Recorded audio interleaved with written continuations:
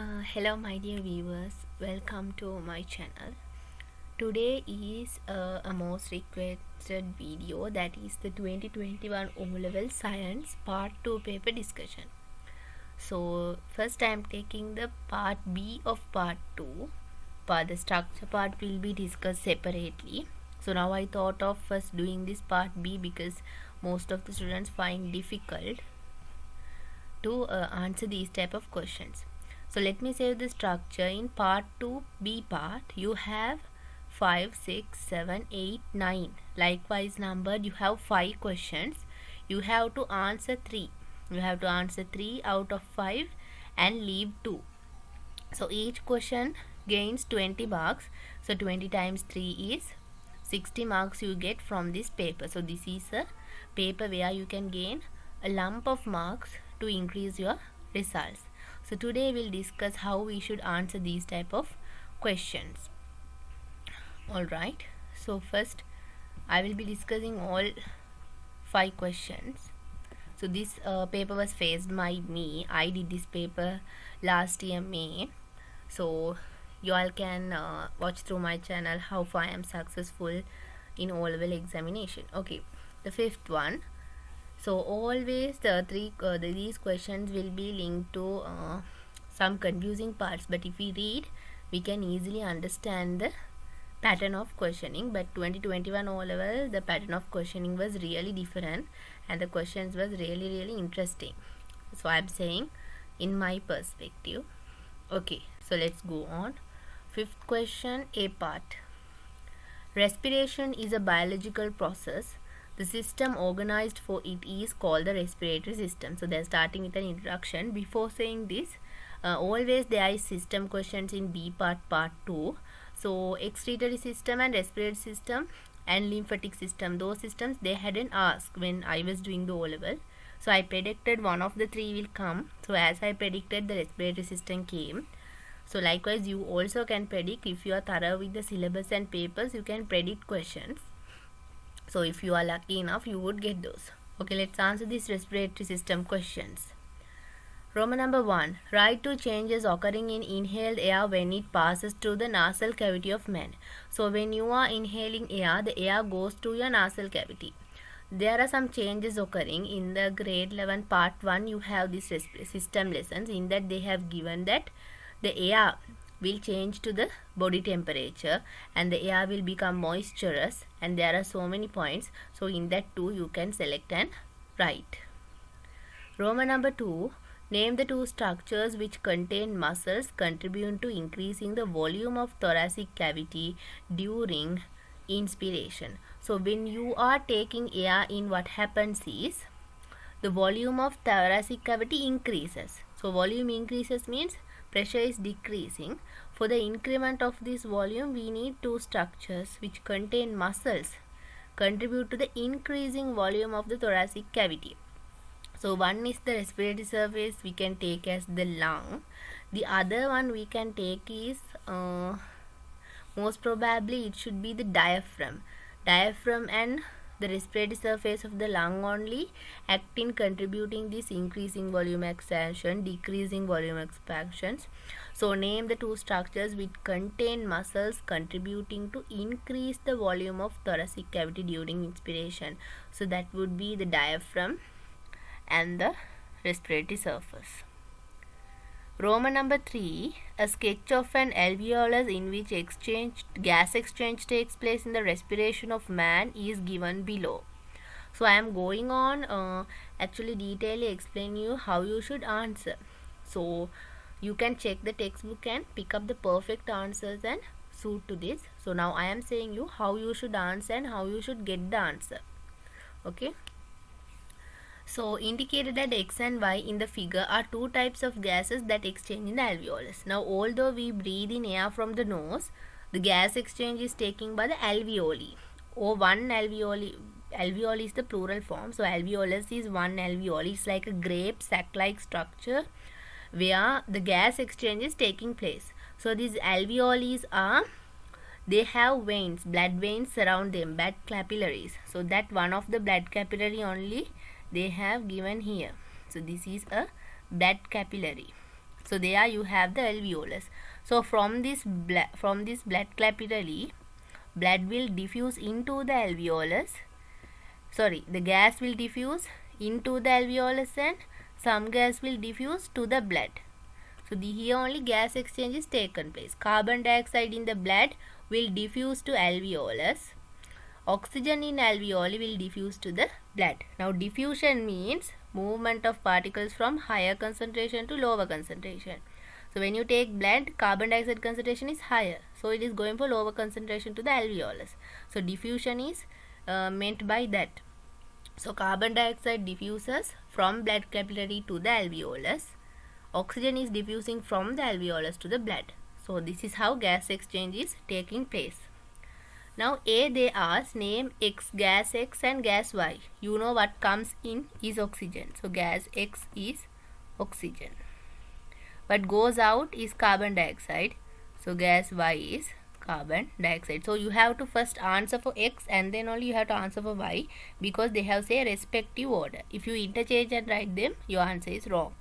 So read the question fully, understand it and then pick your answer. B part. By what process does gas exchange occur between alveoli and blood capillary? So that already I explained you, that is by the diffusion. That is by the diffusion only the gas exchange is taking place. So these terms are very, very important. Diffusion, releasing, absorption. So that those all functional words. So we have to know the meaning of them properly and apply it in the correct question. C part. What is the main difference between the blood that enters the capillary at A and the blood that leaves at capillary B? So when the blood is entering at A, we have deoxygenated blood. But when it released through B, it is oxygenated. You know, when it is passing through alveolus, it will become oxygenated, no? So when the blood is leaving at B, it will be oxygenated. When it is coming at A, it will be deoxygenated. So those two terms are compulsory in your answer. Then only you will receive the marks. So capillary, when the blood is entering at capillary at A, it is deoxygenated. When it is leaving at B, it will be oxygenated. Why? Because the alveolus is, the gas exchange is taking place. D. State an adaptation of alveoli to make the gas exchange efficient. So these adaptations are well explained in the textbook also. One is thin alveolar surface, so that diffusion can take place properly. And the other one is many alveoli are present, moisturized alveoli surface. So like that adaptations are there for the efficient gas exchange. E. By what name is the ailing condition of the gradual destruction of alveoli due to accumulation of compounds based on silica in alveoli called? So that we call silicosis. Silicosis. Now let's move to the B part. Okay, the B part. The process of producing food in green plants is called photosynthesis. So with photosynthesis, they are going to question you all. Write the energy transformation occurring in the process of photosynthesis.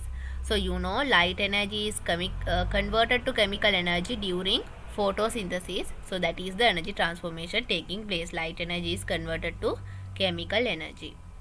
Roman number 2. State how atmospheric carbon dioxide necessary for photosynthesis enters the plant's leaf. So you know carbon dioxide, the gases are entering through the stomatal opening of the leaves. So carbon dioxide enters to the leaves through the stomatal opening. Okay, stomatal opening. So it is not possible. Now Roman number 3. It is not possible to show water is an essential factor for photosynthesis by a simple laboratory experiment. Yes. Now in photosynthesis 11, grade 11, part 1, second lesson, we study about photosynthesis. In that we prove with experiments what are the things needed for photosynthesis. We prove the light energy, we prove that carbon dioxide is necessary, we prove that chlorophyll is necessary, and we prove that oxygen is emitted during photosynthesis. But we don't prove that water is essential for photosynthesis. Why? Yes, we are agreeing with this statement because the reason is, however, the plant will die without water. Water is a compulsory factor for the plant to grow. So we no need to prove it. We can't do simple laboratory experiment because plant without water will die. Okay, so that is the reason. Roman number 4. The water essential for photosynthesis is absorbed by roots and transported to plant leaves through xylem tissue. Now you know there are two complex permanent tissues, phloem tissue and xylem tissue. They are made up of different types of cells. Now xylem tissue, if you take, it is made by xylem parenchyma, xylem fibers, tracheads and there's another one more. So let's see the question. Of the cells that form the xylem tissue, what are the types of cells that contribute to transport water? Okay, now you know the other one is xylem vessel element. So xylem vessel elements, tracheated xylem fibers and xylem parenchyma. In this xylem vessel element, you know it is form a continuous tubular structure. So this tubular structure is helping to transport water. So xylem vessel element is forming a tubular structure which is helping for the transportation of water. So xylem vessel element is the cell in xylem tissue helping to transport water. In addition to water, name another substance that is transported through the xylem tissue, that is minerals. In addition to transport function, state the other function carried out by the xylem tissue, that is providing mechanical support to the plant. Describe briefly how the cells in the xylem tissue are adapted to fulfill the function you stated in C above. Now here they are asking, now see you said no, there's other function, that is the mechanical function, how it is contributing, how the xylem tissue is contributing for the mechanical support only they are asking. Now xylem tissue, if you take, it has xylem fibers in it. You know xylem fibers are dead cells and they are we call as stone cells as well. Okay, because their cells have become turgid, that means the cells they are rigid. Okay, so this xylem fibers in the xylem tissue only contribute to the mechanical support of the plant. So that thing you have to write. So we are done with discussing the fifth question. Okay, so gradually let's move to the other one as well. Okay, now let's focus our attention to the sixth question. So that's based on the chemistry part. So it's not that difficult, it's very easy. If you understand the concept, you can do it.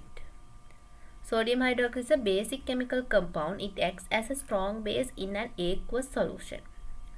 Explain what is a base according to the way it behaves in an aqueous solution. So we have to explain how the base is behaving in an aqueous solution. We have the perfect definition in our textbook also. A base releases OH minus hydroxide ions in an aqueous solution.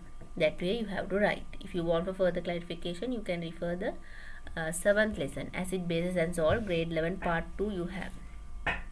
There you have all about the acids and bases. Why is sodium hydroxide called a strong base?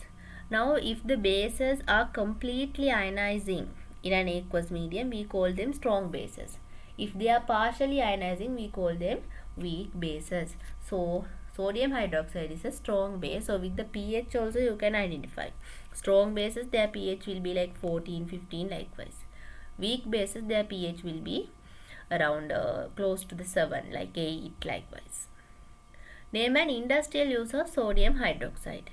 So it is used in the production of soap, paper. Okay, likewise.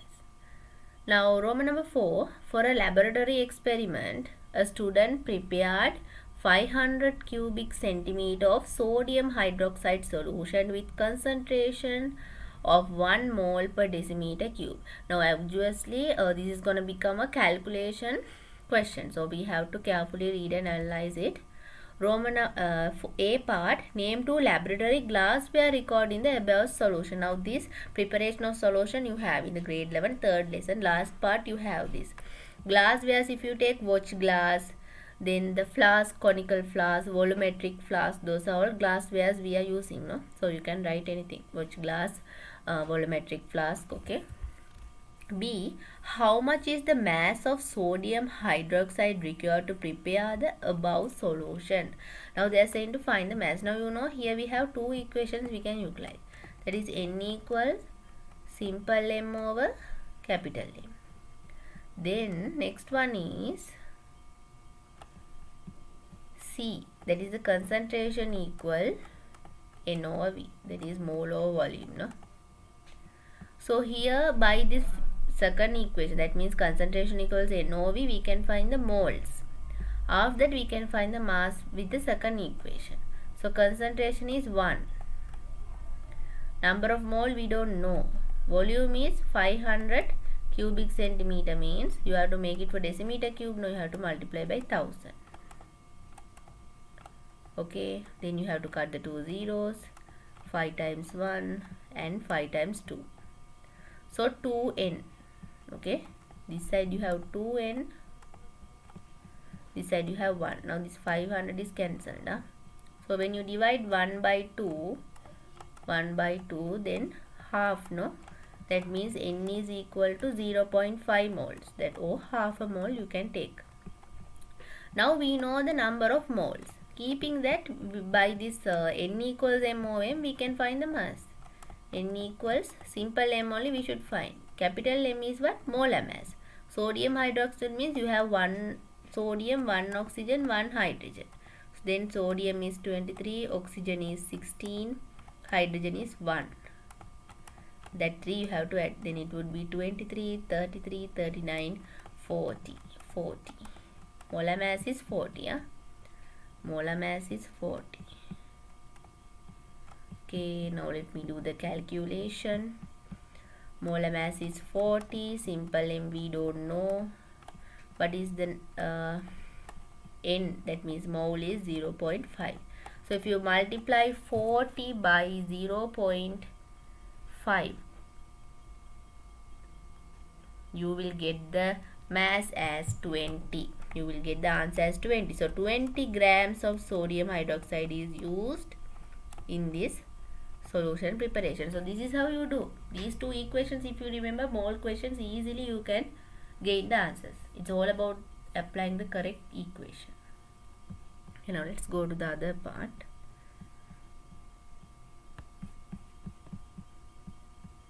So this is the other part of the sixth question. You have a C part from A part, no? It was experimentally found that the concentration of the solution prepared by the student was a little less than 1 polymer decimeter cube. That was the experiment, no? But the student, what he did was less than 1 mole per decimeter cube. Then there something error has occurred, no? So they are asking the errors. State 2 errors that would have happened in preparation of solution causing that effect. One error we can take is improper measurement of the mass of solute. The solute is sodium hydroxide. If you have not measured the mass of that properly, you won't get the proper concentration. Okay. Then the other one is you can have calculation errors. Now the calculation, there should be 20 grams, but your calculation error have occurred and you have not 20 grams. So your this thing can vary.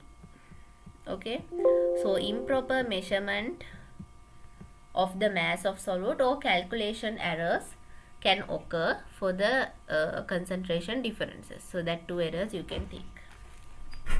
Now let's see B part. The following chart indicates the manufacturing process of a commonly used polymer P starting from crude oil. So for manufacturing process of a commonly used polymer P starting from crude oil only we are taking it. Okay, crude oil, then you take naphtha, then you take ethene. So with the polymerization of ethene only you take P. With the polymerization of ethene you take P. We'll see the first question, Roman number 1A. The letter A indicates the separating technique. Name that separating technique. Now, so how we are separating crude oils? That is from fractional distillation. That is the technique name. State a solid component that can be separated from crude oil using the technique you mentioned above. So we have a series of things we can derive from crude oil. So here you can say the derivations of the fractional distillation. That means to crude oil, what are things we are taking? We are taking naphtha, kerosene, diesel, lubricating oil, alcohol. Can you see butamen? That is we are using to surface the roast. So that is a solid substance we are taking from the fractional distillation. Name the polymer indicated by the letter P. Now see polymerization of ethene molecule. So that also I would show you ethene. So here you can see derivatives of ethene. So these are things we derive from ethene, chloroethene, tetrafluoroethene. Okay. Now we'll see the polymers. Now polymers, no, by polymerization of small molecules only we take polymers. So ethene molecule polymerization, that is polyethene. You know, polymerization means more. So that is polyethene. Okay, it's polyethene. Now they are saying to draw the structural formula of ethene molecule. So ethene, you know, there should be two carbons, no? There should be two carbon. Met means one carbon, no? Here it should have two carbons with double bond. Then hydrogens for, no? Each carbon will receive two hydrogens. Like this way. This carbon also have two hydrogens. So you can draw it in angular way, so no problem. But this is the structural formula of ethene molecule. Ethene can be polymerized, but ethane cannot be polymerized. What is the reason for this? So this is a very important question. Now the answer for that would be, now ethene means they have two double bonds between carbon, but ethane have only one bond between the carbon atoms. So ethane molecules cannot be polymerized. For polymerization there should be double bonds, then only they can form chains, no? Then only they can form chains. The equation relevant to the complete combustion of ethene is given below. What is the value relevant to the X in the above equation? So you have to balance hydrogen. So this side you have 4 hydrogens, then this side also you should have 4 hydrogen, then X should be 2. Sketch the energy level diagram to complete combustion of ethene, indicating the levels where reactants and products are existing. So here they have combined the exothermic and endothermic. Before that we have to identify whether it is exothermic or endothermic. Now here you can see in the equation heat is released. Here you can see heat is released. That means this is a exothermic reaction. So here will be the energy. Now we have to find out whether reactants are having more energy or products are having more energy. So here the reactants are having more energy. So here when I put this line, we have to write the reactants. That means C2H4 plus 3O2. That reactants we have to write here.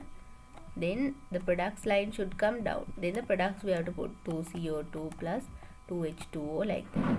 So reactants to product only we put the arrow. Then what happened? Energy is released. Energy is released. So energy release means exothermic. Energy gain means endothermic. So I have discussed about this up to the 6th question. So wait for the next one. Thank you for watching.